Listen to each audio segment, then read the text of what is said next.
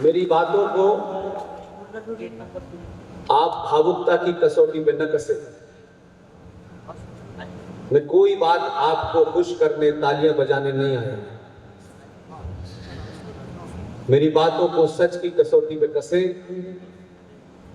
और आप संतुष्ट हो जाएं, मुतमईन हो जाएं, सेटिस्फाई हो जाएं, तो एक ही काम करिएगा। यहां से जाने के बाद 5 लोगों को अच्छे से वो बात समझा दीजिएगा, बस, और कुछ नहीं करें।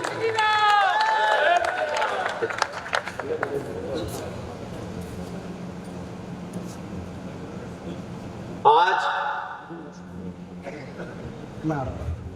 का दिन भारत के इतिहास में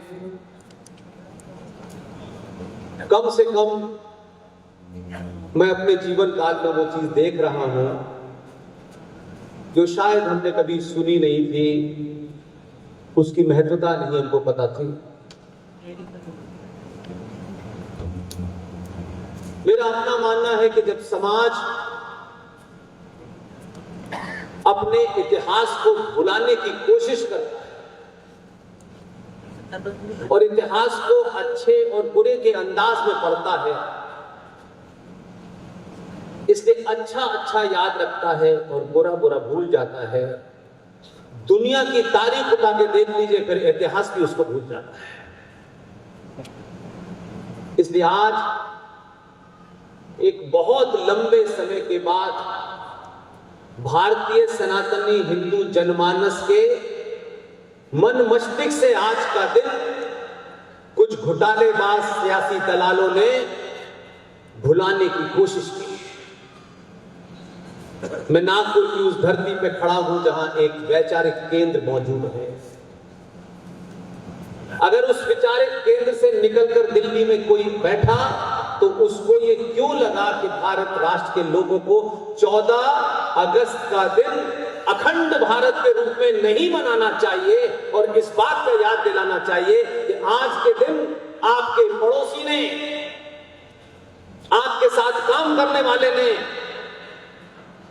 1947 14 अगस्त को उस मुसलमान ने अपने साथ रहने वाले सनातनी हाथियों की 10 लाख की गिनती में हत्या की थी। और अगर आप यह जानेंगे तो आपके बच्चे आपसे सवाल पूछेंगे कि आप ऐसा क्यों कह रहे हैं। इसलिए यह समय वो नहीं है कुछ इधर की कुछ उधर की जोड़ तोड़ करके दुकान चलाने का समय नहीं है। जो दुकान चला रहे हैं उन्हें चलाने दीजिए। मुझे खुशी है, नागपुर शायद मैं तीसरी बार आया हूं। नागपुर के अंदर कम से कम इस 10-15 साल के सफर में इस दिन की महत्वता क्या है, ये भी नागपुर के वासियों ने शुरू किया। ये नागपुर से परंपरा शुरू हुई है, इसलिए इसमें एक परंपरा और जोड़ी है। मुझे आपका बुलाना, मैं यहां बहुत कुछ कहूंगा, आप उसे सुनेंगे भी, लेकिन ये परंपरा इसलिए डालिए कि यहां से ये मैसेज जाए कि 14 अगस्त 10 लाख सनातनियों की लाश पे 15 अगस्त मिली थी। इसलिए आप सबसे मेरा विनम्र निवेदन है, शायद हमारी पीढ़ी में से कोई ऐसा नहीं होगा जो 14 अगस्त 1947 को 46 को जिंदा हो, लेकिन आने वाली पीढ़ियों को यह पता होना चाहिए कि 14 अगस्त को 10.5 लाख सनातनियों की हत्या पर यह देश बटा। वो कौन थे, किसके पिता थे, किसकी बहन थी, किसकी बेटा था, किसकी नानी थी, किसकी दादी थी, ये हमें नहीं पता, लेकिन सनातन परिवार के वो थे। इसलिए इस कार्यक्रम को शुरू करने से पहले मेरी एक विनती है कि जिन लोगों ने अपने संस्कारों की रक्षा, अपनी धरती की रक्षा, अपनी मां की रक्षा, बहन की रक्षा करते में इस्लामिक जिहाद के हाथों मरना पसंद किया, आज हम उनकी याद में 2 मिनट का मौन रखें और उसके बाद प्रोग्राम शुरू करें।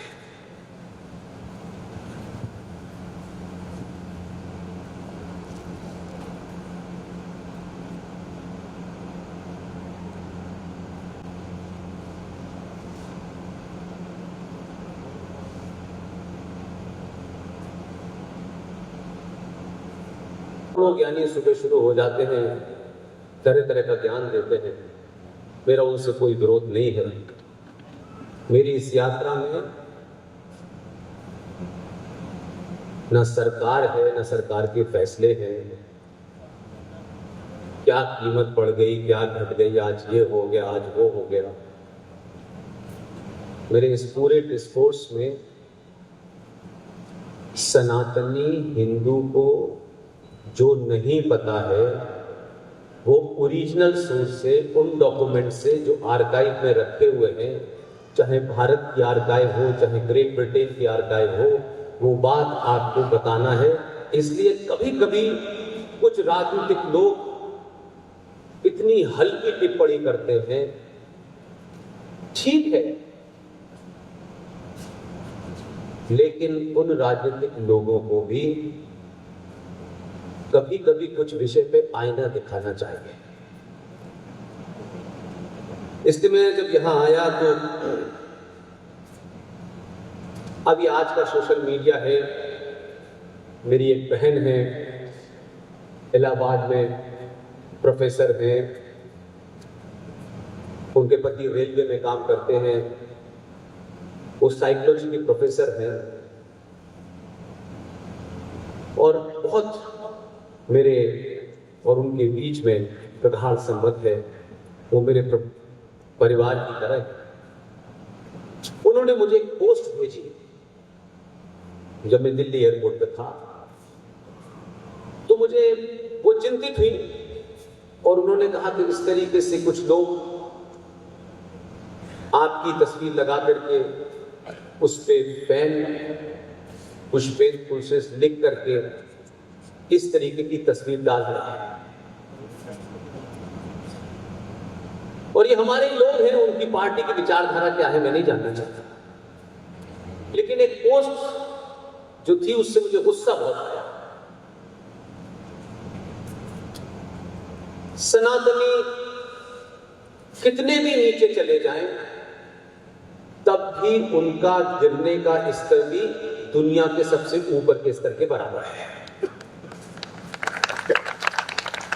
हमारा किसी से विरोध हो सकता है, आपकी किसी से नफरत हो सकती है,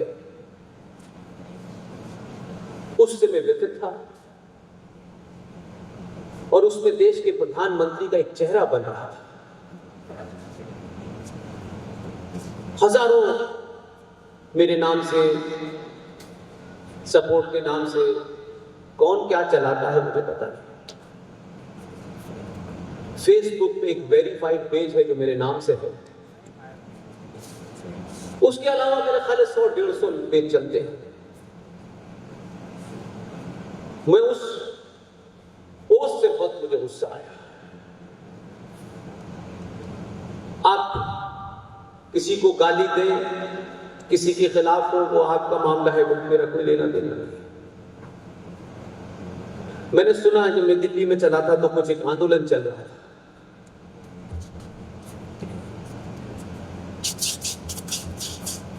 और 2 लोग उस पूरे आंदोलन को लीड कर रहे थे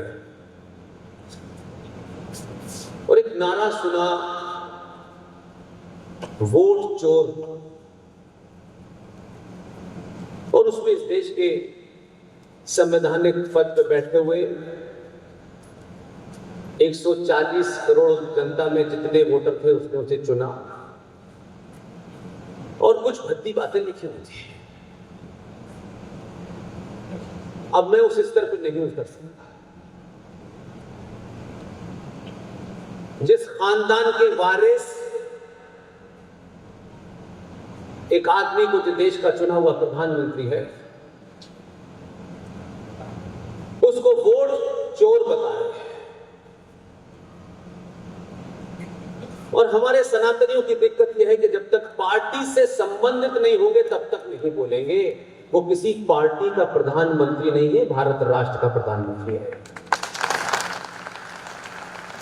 इसलिए जो लोग भी भारत भूमि में जिनकी आस्था है, मान्यता है, परंपरा है, आपने किसको वोट दिया, किसको वोट नहीं दिया, किस पार्टी के हैं, किस संगठन के बंधुआ मजदूर हैं, ये महत्व नहीं रखता है, लेकिन जवाब देना चाहिए। आप सब जानते हैं मेरी पद कहां है, कैसी है। जिन लोगों ने उस गंदी पोस्ट डाल करके कई गालियां लिखी और उसके माथे पे लिखा वोट चोर, मैं उनके बारे में एक बात कहना चाहता हूं। मैं भाषा की मर्यादा हमेशा ध्यान में रखता हूं। अमर्यादित भाषा बोलना बहुत आसान है, लेकिन अपनी बात कहते हुए भाषा की मर्यादा रखना कोई आसान काम नहीं है। जो आज 2025 के भारत में उसी चुनाव आयोग के माध्यम से अनेक राज्यों में सरकार चला रहे हैं, उसी चुनाव आयोग के माध्यम से आपका एक बेटा इस देश का तीसरी बार प्रधानमंत्री बना है। अब अगर आप ये समझते हैं कि ये किसी पार्टी का, किसी संगठन का ठेका है कि आपके चुने हुए एक प्रधानमंत्री को कोई सड़क पे गाली दे तो सरकार का काम है उसका खंडन करना। मैं पहले कह चुका हूं कि सरकारें आनी जानी हैं, राष्ट्र महत्वपूर्ण है। जो लोग इस देश के प्रधानमंत्री को वोट चोर कह रहे हैं, वो तो खुद चोरी की पैदाइश है। आपने हो सकता है भावनाओं में ताली बजाई है, थोड़ी देर रुक जाइए। ये बात मैं कोई भावुकता में नहीं कहता। ये सफर 2011 में सिर्फ इसलिए नहीं शुरू किया था कि लोग आएंगे ताली बजाएंगे, बिल्कुल भी कोई मकसद नहीं। मैंने अपने जीवन में ऐसी ऐसी सभाएं करी हैं जहां 10 लोग पहुंचे थे, और 10 लोगों को मैं तब तक बोलता रहा जब तक वो सुनना चाहते थे। इसलिए चाणक्य एक ही पैदा होता है, गधों की गिनती ज्यादा होती है। गधे पैदा मत कीजिए अपने बीच में, चाणक्य पैदा कीजिए। 1946 ये डेट भारत के इतिहास की किताबों में नहीं लिखाई पढ़ाई जाएगी। मैं आ रहा था तो मेरे कमरे में कुछ मित्र बैठे हुए थे। मुझे पता नहीं 2 साल पहले मैंने कहा कोई भाषण दिया होगा। मैं कहता हूं कितनी छिछली लेवल की राजनीति आ गई है। और उस स्पीच में आप सब जानते हैं मैं लिख के नहीं बोलता हूं, कोई रट के नहीं आता कि बस यही बोलना है। उस स्पीच में मेरे मुंह से 50 बार छत्रपति शिवाजी महाराज निकला होगा, लेकिन स्पीच की अपनी एक प्रभाव होती है। हर बार नाम के आगे श्री न लगाए तो इसका मतलब नहीं किसी का अपमान कर दिया। उसमें कहीं मैंने सिर्फ शिवाजी बोल दिया तो 3 घंटे की स्पीच में कुछ चापलूस पत्रकारों को यह लगा कि ये तो शिवाजी का अपमान है, और दूसरे दिन खबर बनी कि देखिए सिर्फ शिवाजी बोला, छत्रपति नहीं लगाया। मुझे ये बात अभी थोड़ी देर पहले पता चली। मैं उनका हिसाब चुकता कर देता, बिना हिसाब चुकता करे नागपुर नहीं छोड़ूंगा। उन तमाम छत्रपति शिवाजी के वो मानने वाले जो पुष्पेंद्र के मुंह से 50 बार में एक बार शिवाजी निकला तो उन्होंने हेडलाइन बनाई। अगर मर्द की औलाद हो तो जो बता रहा हूं वो कल अखबार में लिखना, तब पूछूंगा शिवाजी के मान और अपमान के बारे में तुम कितने चिंतित हो। भारत में जो लोग, जो बेटी बेटियां आईएएस की तैयारी कर रहे हैं, जिनको आईएएस के एग्जाम देने हैं, आईएएस बनना है, पीसीएस बनना है, सरकार के पदों पे जाना है, उस बात को ध्यान रखें। अगर आपकी बेटी और आप पानी पी लूंगा तो लोग कहेंगे पानी पीने के दे रहा। ये हर सभा में कोई मुझे पानी पिलाने आ जाता। मैंने कहा मुझे अच्छे को पिलाया तो मुझे मत पिलाओ।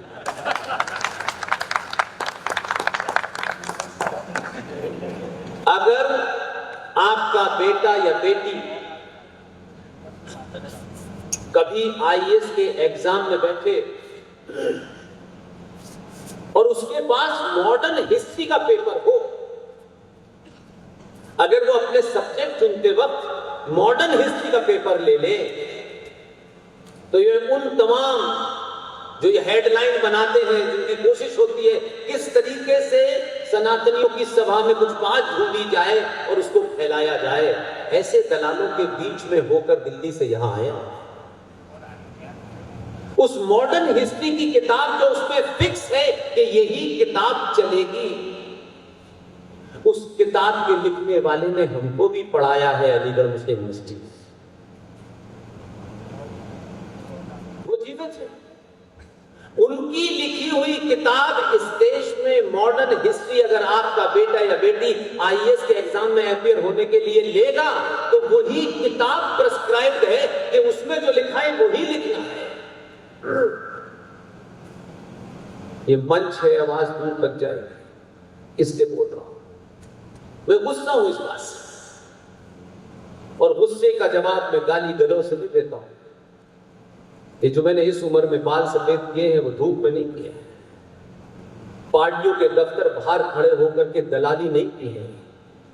ये इस सफर में पढ़ते पढ़ते सालों हो गए, तब आपके बीच आए। मॉडर्न हिस्ट्री की किताब में शिवाजी के ऊपर एक चैप्टर है।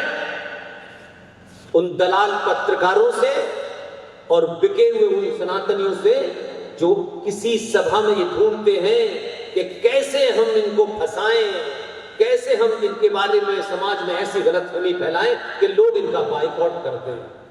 तुम्हारी नस्लें खत्म हो जाएंगी, मेरा बाइकआउट नहीं कर सकते। उस मॉडर्न हिस्ट्री की किताब में शिवाजी के बारे में लिखा हुआ है।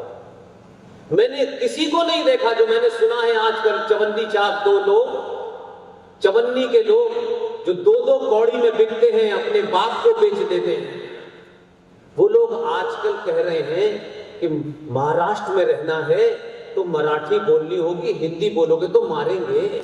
तुम्हारे बाप का मराठा है, तुम कहां से मराठी हो? तुम्हारा बाप बिहार से आया था, तुम हमको बता रहे हो कि मराठी बोलिए। मराठी बहुत खूबसूरत भाषा है, और अगर मेरी मराठी भाषा मात्र नहीं है और मैं उसे समझ नहीं पाया हूं, तो इन चोटों को किसने कहा कि वो मुझे मारे? जो सत्ता की चवन्नी के लिए अपने बाप को बेच सकता है, उसको हिंदी से प्यार है? किस गलतफहमी के शिकार हो? इन दलालों ने हिंदुत्व को और हिंदुत्व की राजनीति को चौराहे चौराहे बेचा है एक गद्दी पाने के लिए। इनमें ताकत क्यों नहीं हुई कभी ये अपने इतिहास को खंगोले और मंच से बोले और चैलेंज करें? मॉडर्न हिस्ट्री की किताब में शिवाजी के ऊपर जो टॉपिक दिया गया है, उस टॉपिक की एक लाइन है, सुनको आपको दुख होगा, मुझे बोलने में दुख होता है, लेकिन मैं इसलिए बोल रहा हूं कि वो दलाल जहां जहां है सुने, और वो सच्ची अपनी मां से पैदा हुए हैं तो हेडलाइन बनाना। प्रोफेसर इरफान हबीब की किताब है मॉडर्न हिस्ट्री की, उसमें शिवाजी के बारे में लिखा है, शिवाजी एक पहाड़ी चूहा था। है हिम्मत किसी में? किताब जलाई, लिखने वाले के पुतले जलाए, अलीगढ़ यूनिवर्सिटी गए और जाके पूछा कि कैसे शिवाजी की शान में तुमने गुस्ताखी की? नहीं, ये दलाल यहां चवन्नी छाप पॉलिटिक्स के लिए मुंह बंद रखेंगे। जिनके बाप दादा ने हिंदुत्व की पॉलिटिक्स की, वो आजाद कंपटीशन करा रहे हैं। इधर आ जाने से और उधर जाने से हिंदुत्व नहीं होता। ऐसे भी दलालों को पहचानिए जो हिंदुत्व को सिर्फ सत्ता की कुर्सी प्राप्त करने का एजेंडा मानते हैं और उसके बाद मुंह बंद कर लेते हैं।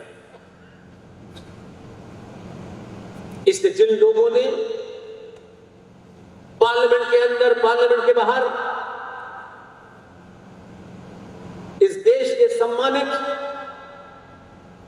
दुनिया की सबसे बड़ी डेमोक्रेसी के प्रधानमंत्री को वोट चोर कहा, बहुत कुछ कहा है, मैं उस पर नहीं बोलता। मैं इसलिए कहा कि पॉलिटिकल चीजों पे मैं नहीं बोलना चाहता। उनकी हकीकत इस सभा में जो लोग आए हैं उनको पता होना चाहिए। 1946 27 अप्रैल गूगल पे सर्च कीजिएगा। वो किसको बता रहे हैं कि ये विदेशी कंपनियों को देश बेच रहा है, यहां की अर्थव्यवस्था को बेच रहा है। ये 5 तारीख याद रख लीजिएगा। जो आपके सामने आपको झूठ फैलाना है उसके मुंह पे पोस्टर की तरह चिपका दीजिएगा। मैं आपको इंफॉर्मेशन के माध्यम से सशक्त करना चाहता हूं ताकि कोई ऐरा गहरा आए और कुछ भी कह के चला जाए और आप चुप रहें, क्योंकि आपको पढ़ने का शौक नहीं है, आपको सुनी सुनाई बातों को रट लेने का शौक है।